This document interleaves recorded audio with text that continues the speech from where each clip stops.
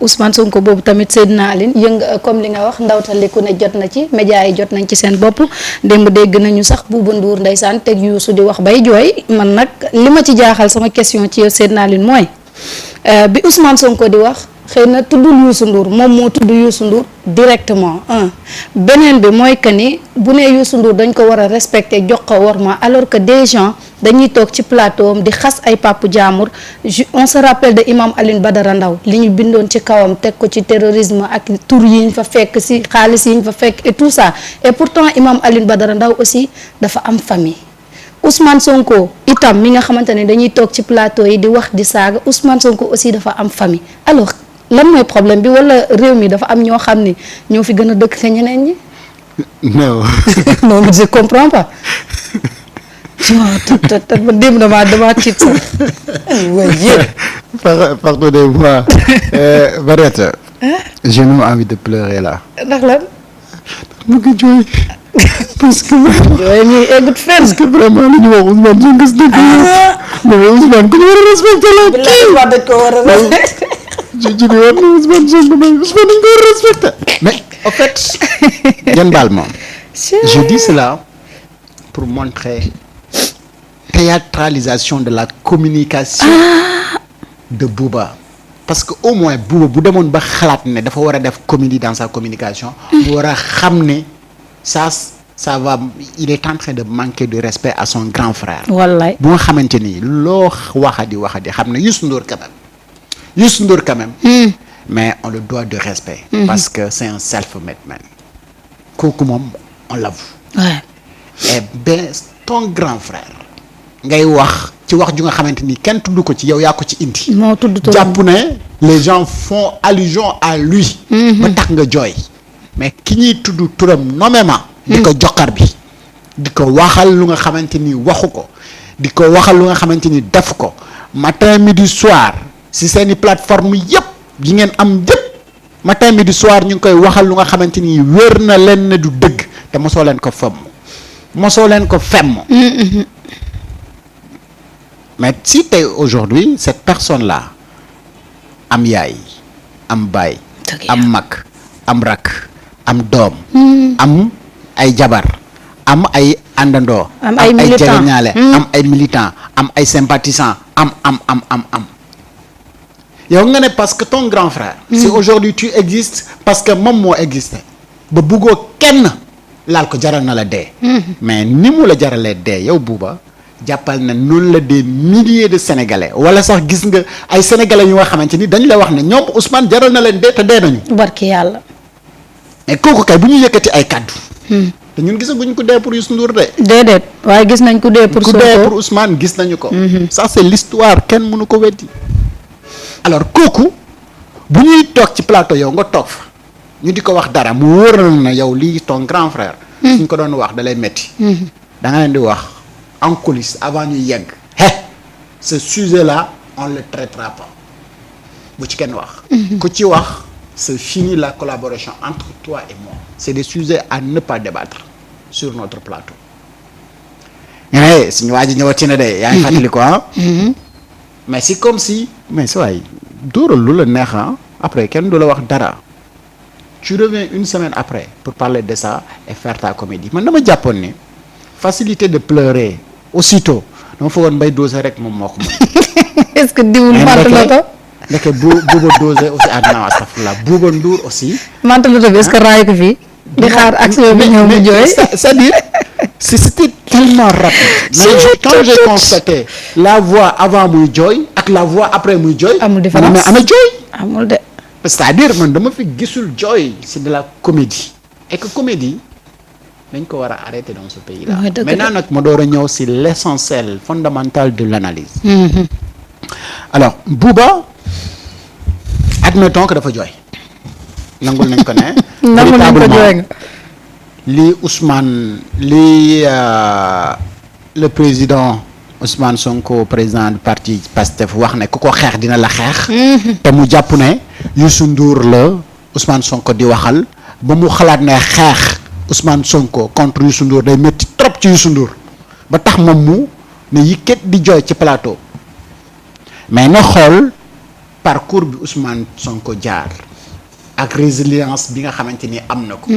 ak ñoom force bi ñu mobiliser woon yépp pour xeex cette personne là. mu résister ba tey. allez feuilleter les archives du journal L'Observateur. yoroon naa ko de ba yor. nga gis revue de presse bi. ngeen gis combien de titres la ñu def sur Ousmane Sonko. et comment ils l'ont traité. nga fouiller également les titres de L'Observateur sur l'affaire Alioune Badara Ndao. wallaahi lu metti. tu l'as ouel mais kan moo fi génnee ne dafa am ay financement opaque yoo nga xamante ni moom mooy obligé ba avenir politique bu Ousmane Sonko c'est compromettant. ñoom. ñan ñoo fi wax réquisitoire procureur pour 2 ans ferme ou 10 ans ou Ousmane Sonko risque 10 ans d'emprisonnement ferme Ndeye Khady Ndiaye risque de lii et ñan ñoo jël na Adji Sarr déroule un film pornographique waaw ñan ñoo fi lépp fi la ñu fekk. et combien de plateaux et combien de fois c'est-à-dire boo doon dem di archiver combien de fois la ñu tudd le nom Ousmane Sonko teg si lu ñaaw ñu génn à l'antenne soit RFM soit sur l'Observateur soit à IGFM ou à TFM mais mënoo def calcul bi loolu nombre de fois yooyu noonu bu nekkoon ay millions ñu jox ma ko man dootuma liggéeyati. déedéet. boobaa damay bëri ay millions de. parce qu'on nekk na un multimilliardaire. parce que c'est des milliers de fois lu ñu tudd Ousmane Sonko foofee teg ci daram lu ñaaw et pendant tout ce temps pourtant toi tu es sensible ci ndeysaan ndeke nit suñu waxee ci moom lu ñaaw dafa war a métti ay njabootam. et pendant des années 2021 ba 2025 les gens tout le temps chaque jour bu ñu toogee ci seen plateau ci seeni plateforme ci seeni journaux ñu ngi dénigrer une personne. alors yow mi nekk ci fen comme yow yaa mën a def effort pour nit ñi gëm say fen mais ñun ñi jàpp na dañu nekk ci dëgg ñun nan la ñu war a def. moo ma jaaxal de. mais on fera plus que vous pour rétablir la vérité. la vérité surtout. Ousmane Sonko bàyyi jàmbur la. jëkkëru jàmbur la. doomu jàmbur la. nijaayu jàmbur la. jarbaatu jàmbur la. am na ay famille am na ay soppe. am na ay àndandoo am na ay xarit am na ñu ko xam am na ay jaar-jaar. Youssou moo am famille Sonko amul famille daa ñëw rek ne cundum wàcc moom kese la loolu la ñu bëgg wax de. ñu bëgg wax quoi. que ni Youssou moo am famille. que ni yàlla moom dafa sàkk Ousmane rek. indi ko ci réew. bokkul ak kenn dara. moo tax lu waay jël sànni ko. te kenn du wax. ah da am kenn du ko métti. et ici kan moo tudd Youssou Ndour. kenn tudd ko fi. personne. moom moo ko tudd de personne n'a parlé de Youssou Ndour. Ousmane Sonko li mu wax. loolu la man Alioune di wax. man Alioune ku ma xeex la. waaw mais bu tëdd si naaj bi nag di xeex ak yow.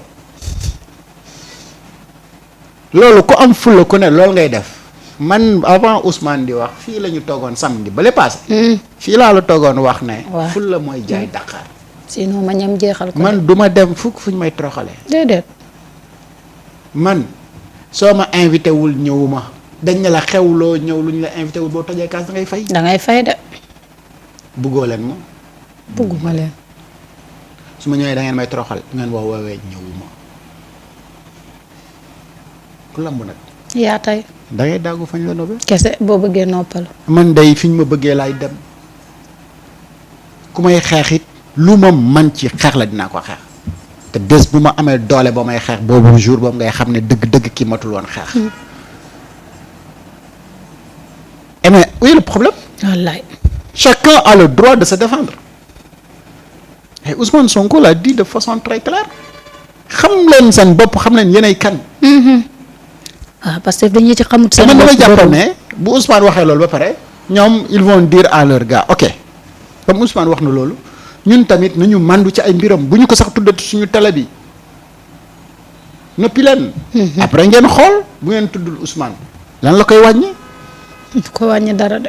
mais yéen ndeke bu Ousmane waxee ku ma xeex naa ma leen di xeex da ngeen di mujjee di toog di jooy mais kon ngeen éviter xeex ak moom. éviter leen xeex ak moom alors c'est du enfin xale yi de tegal nañ ko woy bu ne sama nenne loo di jooy. non mais c'est-à-dire dafa am lu muy jooy.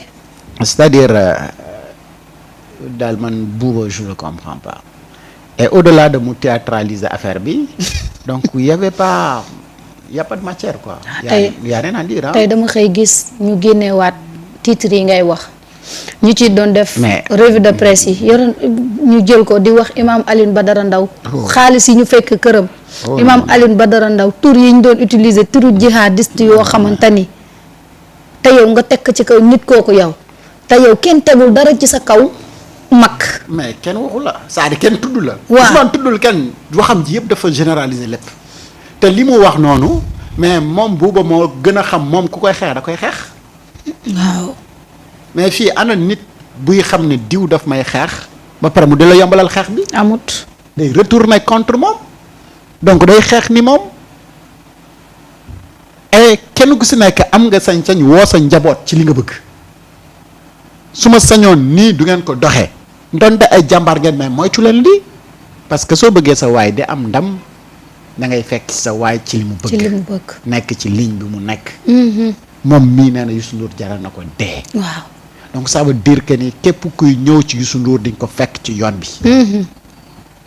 mais léegi Ousmane nag yow amoo ñooñam ñi amuñu droit ñoom itamit nekk si ligne bi képp ku jëm ci Ousmane di nga leen fekk si yoon bi. mais niñ ko mën a nangulee ne nit ñi dañu war a défendre seeni mbokk mais noonu nga ko xam nga mas naa ko nettali foog na Baye Omar maa ngi koy ñaanal yal na yàlla yërëm ko xare ko aljana. amiin sama rakku papa la. bi góor gi génnee àdduna. ndeysaan toog di waxtaan mu ne xam ngeen lu tax yàlla bind ñu ba pare jaare lañu ci ay famille. ndax nee na ci histoire dañ ñu wax ne ñun ñëpp yàlla benn bés lañu bind. lan moo tere bés boobu mu wàccee ñu ñun ñëpp ci suuf. am na sañ-sañ bu ko defee kenn du wax kenn ku si nekk di telli. waaw kenn du bokk ak kenn. kenn du bokk ak kenn. mais du tere àdduna bi am. mais yàlla bu defee ñuy wàcc ci famille. ñuy am ndey am baay am mag am rakk am nijaay am nangam c'est parce que dafa bëgg ñuy dimbalante. kenn ku si nekk am foo bokk. et ni mu ko defee Youssou Ndour bokk ak Bouba Ndour mais noonu la ko defee Ousmane Sonko bokk ak ñeneen. alors ngay accepter kooku nga xamante ni moom mooy Ousmane Sonko yéen ci plateforme yi ngeen yor. ñu di ko yàq lu ne mais seen mag moom même bu fekkee ni dañ ko généraliser te nga jàpp ne mu ngi ci lii waa ji généraliser nii. te loolu mën na ko yàqal mais daf lay jaral ngay jooy jaral la yow nga joxe sa bakkan. waaw te nga ne keneen ki moom mën nañ ko wax lu leen neex te warul jaral waa këram aussi ñu joxe bakkanam. mënta ne mais yaa naa fekk waay. dëgg bàyyil waa ji nag tamit gars yi défendre ko waay bàyyil gars yi défendre ko bu fekkee ne naa fekk ko. da ngay nangul ni nga nangulee sa bopp ne kenn du laal sa mag noonu ngay nangulee ne kii jabootam kenn du nangu ko laal. pourtant seet naa leen. et pourtant la ngay wax. day adduna yëpp wër nañu ay firnde pour dëggal li ngay wax ba sonn. kenn mënu ko am mais ña ko war a firndeel yëpp ne la lii yëpp amul ay fen la yow bu fekkee ni nit ku dëggu nga war a toog ne non mais ñi ñu waroon wax ndax dëgg la wala du dëgg nee nañ du dëgg donc bàyyi leen yii ngeen di wax. Tant que le débat est ouvert et qu'il y a des flous, tu peux continuer à poser des questions pour ñu leeral mais leeralkat bi bu ñëwee ba leeral ne li ngeen di wax ni amul ay fen la ay kàcc la da ngay taxaw ne fii bu fi kenn kàcceeti ci lii. mais loolu yëpp am vous laissez faire nga ne waa ji amul droit moom mu riposter wala amul droit pour mu wax ak waa njabootam nañu sérieux dans ce pays là. Marieta fu ñuy yàqee deru Sunugal 24 boo fa nekkee da nga koy xeex. bañ a xeex ba génn télé kay. ok. léegi nag du ma nangu kenn di wax ci Sunugal 24 lu ñaaw rawatina nag. du ma ko nangu de. pourtant Bouba nee na ñoom état daf leen yàgg di xeex alors que bu ñu fàttalikoo. le 30 mai ban état moo leen yàgg xeex. xanaa peut-être ñi fi nekkoon lay wax. dama lay ñëwal rek si le 30 mai 2025. état bu Sénégal ci ab jaarale ko ci ab programme. bu ADPME versé na 32 millions de francs CFA groupe GFM en même temps ak yeneen 12 médias cela malgré ses dettes fiscales te liste médias yaa ngi nii. waaw ñoom amoon nañu projet. waaye bu ñu wax ne ñoom soumettre woon nañ ko depuis très longtemps. et l'État du Sénégal avait accepté et ADPMA récemment a publié donc ñi nga xamante ni accordé nañ leen financement boobu. voilà mais est-ce que wàccoo nañ ak la ñu war a wàccool ba war a jot xaalis boobu ça c'est une interrogation. et que pourtant état bi waxul leen ne duma leen ko jox de. déedéet. def na leen ADPMA moo ngi fii xaalis baa ngi fii c'est disponible pour vous maintenant c'est à vous de voir comment utiliser donc cet argent léegi ADPMA mu ngi à vos dispositions pour vous mettre cette somme d'argent à votre disponibilité. kuy lay xeex dina def loolu kooku xeexu la. déedéet. mu ngi bëgg parce que da ngeen soumettroon un projet de redressement des médias ngeen gis ne seen médias yi kat dañu soxla un redressement mais l'État nekk continuité mais ñooñu accepté la ñooñu mënoo wax ne dañ lay xeex ay financement boobu bu doon Sunugal 24 la konoon wax ji demee na neneen. yàgg na instant bi dépassé nañ fi. non mais c'est-à-dire konoon ñoom seen interprétation ci financement yooyu noonu. du nekk comme ñun ni ñu koy interpréter nii que ne justement c'est pour redresser leurs entreprises alors état daf leen yàgg a xeex ban état moo leen yàgg a xeex. est-ce que état bi leen doon bàyyi pour ñu bañ a fay impôt moo leen doon xeex. waaw est-ce que état la bu nga xamante ni moom moo leen doon signaler des conventions un peu partout qui coûtaient des millions ou voire même des milliards kay au Sénégal. Est-ce que état boobu moo leen yàgg a xeex. est-ce que aujourd'hui rétablir la vérité et rétablir l'ordre moom mooy xeex wala dañu bëgg a teg yoon képp ku teguwul woon ci yoon ñoom ils doivent combien au fisc sénégalais. est-ce que loolu dafa empêcher ñu ne leen dootoo leen émettre. dañ leen di retirer seen licence. malgré lépp li nga xamante ni ñu ngi koy def gaañ a ngi leen di bàyyi ñu ngi fonctionner comme ça se doit est-ce que état bi daf leen xeex. Ousmane Sonko du état ah. Ousmane Sonko parlait en tant que président de Pastef. et dafa yàgg wax ne ces médias classiques ces médias qu'on appelle des médias classiques dañuy yàgg a xeex Pastef ak ñoñam. bu doon ñoom seeni pexe dafa juboon konoon Pastef du yegg si au pouvoir et il a le droit de se défendre pour dire à ces gens-là mais il faut ngeen xam lan moo fi xew démb te ku dul fàttaliku doo nit. nit dafa war a fàttaliku démb man ku sonn ci man ma sonn ci yow sonnoo ci man lijjantiwuma la faalewuma la loo manti def sama yoon nekku ci yow mais un être humain noonu la war a mel. vraiment parce que nit quand même. dafa am xel te ñun suukar ak xorom la ñuy lekk di bu saful suukar dafay saf xorom. léegi ñun bu ñu nekkee des êtres humains suñu xel yi nekk ak ñun ñu war a xalaat démb war a xalaat suba mais également suñuy intérêt ñu di ko défendre. mais du ñu dem mukk fu nga xamante ni dañuy xeexe donc s'il dit que ne état daf leen di xeex wala état daf leen yàgg a xeex.